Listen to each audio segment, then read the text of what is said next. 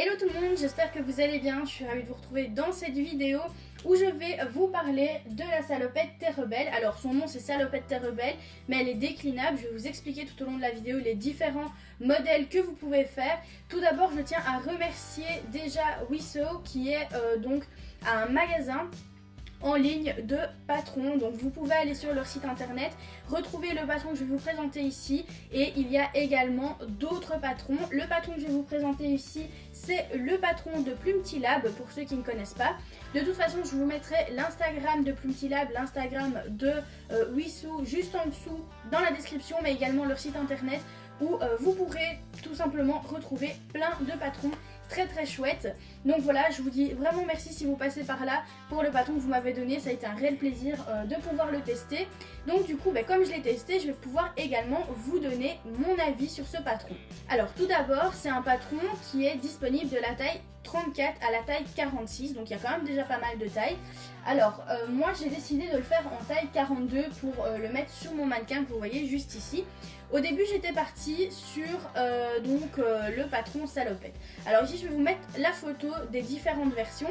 Donc vous avez la version salopette, celle avec la partie devant. Vous avez la version salopette mais uniquement avec comme ici par exemple les bretelles, et vous avez la version pantalon comme vous pouvez voir ici. Donc là je vais vous montrer une photo de la version salopette, que vous puissiez quand même la visualiser pour voir un peu à quoi ça ressemble. Mais en fait la version salopette, donc je vous mets la photo juste par là, voilà la version salopette. Donc en fait vous pouvez remarquer que sur la version salopette il y a un fermoir qui est juste ici pour en fait pouvoir soit utiliser comme pantalon, soit comme salopette.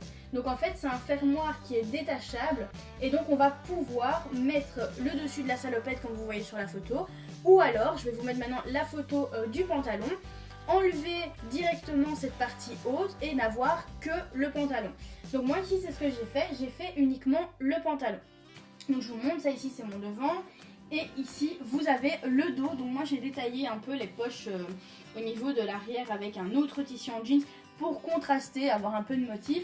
Et j'avais également doublé l'intérieur de mes poches avec le même tissu. Donc forcément, je pense pas qu'en vidéo vous verrez le fermoir, mais comme j'étais partie à la base sur la salopette, et je vais vous expliquer par après pourquoi j'ai changé d'avis, donc il y a quand même le fermoir du coup qui est là. Après c'est pas irréversible, hein. Si j'ai envie je peux très bien découdre ma ceinture, retirer mon fermoir et en faire un pantalon normal sans fermoir au dessus. Alors tout d'abord il faut savoir que c'est pas du tout pour les débutants de chez débutants.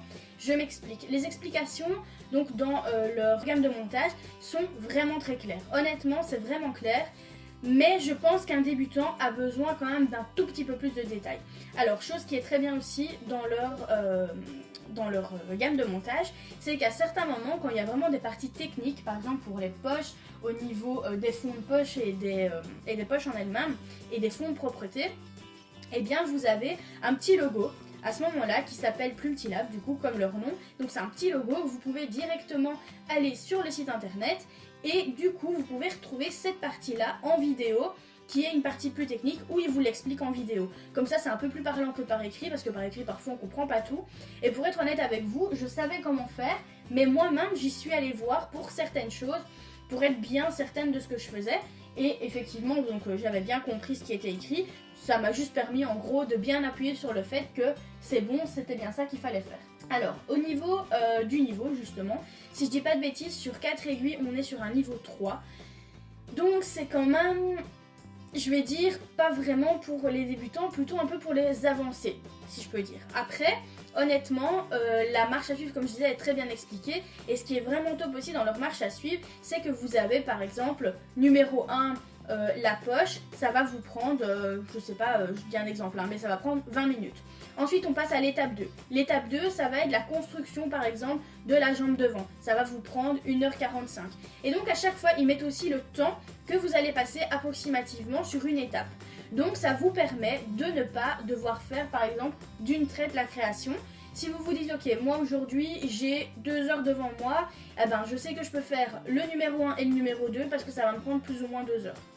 Donc ça, franchement, je trouvais ça super cool. Au niveau du patron, très compréhensible, les marges de couture sont comprises à l'intérieur, donc ça c'est parfait. C'est mis en couleur et également en différents pointillés, comme ça si vous voulez pas imprimer en couleur, vous pouvez imprimer en noir et blanc mais vous avez quand même les différents pointillés pour bien retrouver la bonne taille. Vous avez également tous les repères, donc je vais vous montrer là ici. Juste ici, vous avez en dessous les différents repères que vous allez pouvoir retrouver sur le patron. Et ici, le nombre de feuilles que vous allez avoir à imprimer et dans quel ordre il va falloir les coller. Parce que moi j'ai pris donc le patron en PDF en format A4. Donc il y avait 16 feuilles. C'est pas mal, c'est quand même pas mal de feuilles. Mais bon, après on est sur une salopette quand même, donc il y a beaucoup de pièces, ce qui est totalement logique. Alors ce qui est très bien aussi, c'est qu'il vous conseille, du coup vous avez le plan de coupe, c'est vraiment très complet. Au niveau du plan de coupe, personnellement, moi j'étais entre la taille 34, donc c'était de la taille 34 à 40 je crois. Et donc il me disait que j'avais besoin d'1m80 et quand j'ai calculé, j'étais pratiquement en ça, j'étais un tout petit peu moins, peut-être 1m70, mais honnêtement il vaut mieux avoir une marge même de 10 cm, voire 20 cm pour être certain. Parce que bah voilà, si par exemple on fait une erreur dans ce qu'on a coupé, dans ce qu'on a thermocollé ou quoi, on a quand même une chute pour pouvoir se rattraper. Donc franchement, même au niveau du plan de coupe, c'était très très bien. Alors au niveau de la mercerie, ils vous disent également ce que vous avez besoin. Honnêtement, si vous faites la salopette, il faut plus ou moins 18 boutons, ça a un coût. Il faut savoir quand même que ici, pour cette salopette là, au niveau des boutons, au niveau également de... Parce que je les ai juste ici à côté de moi, je les avais pris à la base pour faire la salopette. Hop, je vous les montre. Donc même au niveau des boucles de réglage pour les bras de salopette, enfin je ne sais plus, aidez-moi pour le nom en commentaire, je ne sais plus comment on appelle ça, les sangles, on va appeler ça des sangles, voilà. J'avais acheté ça, plus mes 18 boutons, rien que pour ça j'en avais déjà eu pour 15 €, sans compter mon tissu. Et mon tissu, j'avais payé une histoire de 20 € pour les 1m80 si je dis pas de bêtises, ou un petit peu plus. Donc voilà, niveau argent entre guillemets au niveau de la création, préparez-vous à avoir quand même un budget, je vais dire entre 30 et maximum 40 €. Mais ça va être aussi en fonction bien entendu de ce que vous allez acheter comme tissu et comme qualité, hein. On s'entend bien là-dessus, même au niveau des boutons. C'est également en fonction de la qualité que vous allez prendre. Donc plus vous irez au niveau qualité, plus ça va monter. Moins vous prendrez en qualité, plus le prix va baisser. Alors, pour quelles raisons je suis restée sur le pantalon? Alors, premièrement, ces dernières années plutôt, j'ai grossi, entre guillemets, si on peut dire ça comme ça. J'ai pris du poids, mais j'ai pris du poids aussi un peu au niveau du ventre. Je mange pas très bien, on va être honnête entre nous. Du coup, comme j'ai pris un peu de ventre, si vous n'avez pas, entre guillemets, si je peux dire ça comme ça, un ventre plus ou moins plat, donc ici vous voyez que sur le mannequin en soi c'est plat, je vous le mets de profil, voilà, c'est plat, c'est joli, c'est harmonieux, etc. Mais si vous avez comme moi un petit peu de ventre, clairement j'avais l'impression d'être un peu une femme enceinte à l'intérieur. Donc faut qu'on se le dise, si on a des rondeurs, c'est pas moche du tout, clairement. Si on a des rondeurs, on a des rondeurs. Enfin, de toute façon, on est comme on est. Mais voilà, j'avais l'impression, le fait qu'il monte très haut. Donc là, vous voyez, ça monte quand même assez haut sur le mannequin.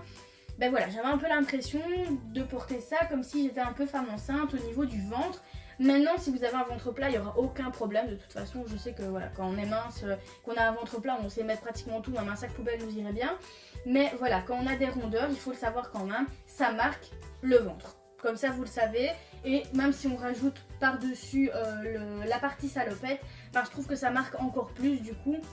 Après c'est peut-être dans ma tête, hein, clairement, mais voilà, pour moi salopette égale, salopette haute du moins égale peut-être un peu grossesse, etc. Et du coup je me voyais clairement avec mon petit bidou à l'intérieur, c'était pas très joli pour moi.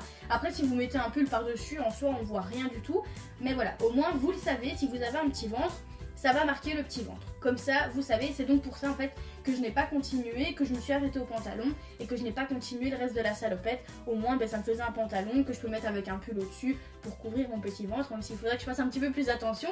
Donc voilà pour la salopette Terrebelle. Donc du coup, le pantalon Terrebelle, parce qu'en soi, c'est celui que je vous présente. Alors au niveau de la difficulté technique, si je peux dire, ce qui est le plus compliqué entre guillemets, je vais vous les montrer. Hop, je les sors. Donc ici, ça c'est mon patron. Ils sont dans le fond parce que j'ai mis toutes les petites pièces que j'ai cousues. Voilà. Donc la partie la plus technique, alors il y a une partie technique, c'est celle-ci. Donc c'est la courbe là que vous avez à l'arrière, je sais pas si vous la voyez bien, mais plus ou moins voilà. Donc ici vous avez cette espèce de cœur. C'est pas très évident à coudre parce que du coup vous devez coudre ça endroit contre endroit, c'est pas super évident, mais c'est pas si compliqué non plus.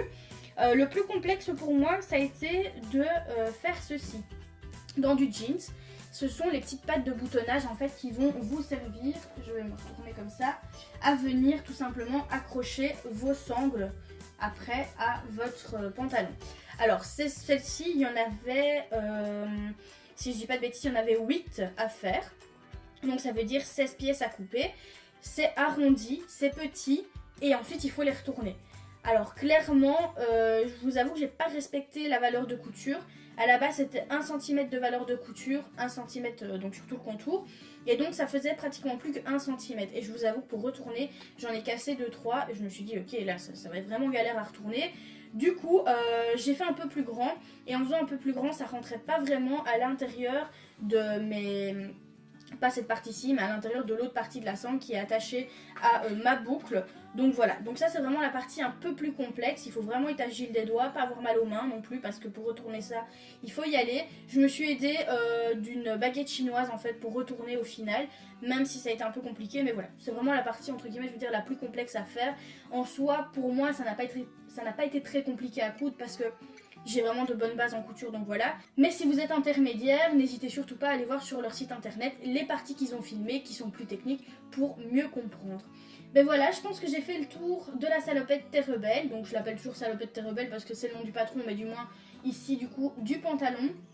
C'est vraiment un patron, que ce soit du patron à la gamme de montage, aux explications, aux vidéos sur leur site, tout est vraiment bien expliqué, donc ça vaut vraiment le coup.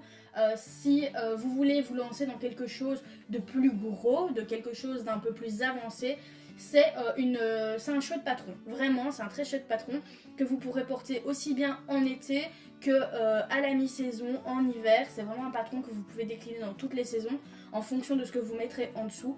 Donc voilà, j'en suis très ravie. En tout cas, je remercie encore Wissou qui m'a bien gentiment donné le patron pour en faire un test. Donc merci à vous si vous passez par ici. Donc voilà, si vous avez aimé cette vidéo, ce type de vidéo où je teste par exemple un patron et qu'ensuite je vous donne mon avis dessus, n'hésitez pas à me le dire en commentaire. Si vous avez peut-être envie que je teste d'autres patrons ou quoi, bah voilà, dites-le moi en commentaire, je le ferai avec grand plaisir. Bien entendu, je vous mets encore une fois tous les liens dans la description. Vous pouvez retrouver tout ce que je viens de vous dire. Donc le patron, Wissou, le site internet de Plumtilab, tout est en description. Et bien entendu, si vous avez des questions sur le patron, posez-les moi en commentaire. Pour ceux qui sont nouveaux sur la chaîne, bah, tout simplement bienvenue aussi, parce que je sais qu'on est de plus en plus nombreux. Et pour ceux qui continuent à regarder les vidéos d'Enjoy Couture sans être abonnés, n'hésitez pas à vous abonner parce que c'est totalement gratuit. Et également, si vous décidez de vous lancer dans des cours de couture en ligne, eh bien ça tombe bien parce que je suis formatrice. Et donc pour vous, ce que j'ai fait ici, c'est une formation de 2 heures sur les bases de la couture que vous pouvez retrouver donc dans la description. Vous avez le lien pour directement vous inscrire aux 2 heures de base sur la couture qui sont totalement gratuites, donc n'hésitez pas à aller voir si ça vous intéresse pour pouvoir avoir de bonnes bases en couture si vous êtes un passionné de couture. En principe oui, si vous êtes tombé sur ma chaîne c'est que vous aimez bien la couture, donc voilà, vous êtes au bon endroit également pour des cours.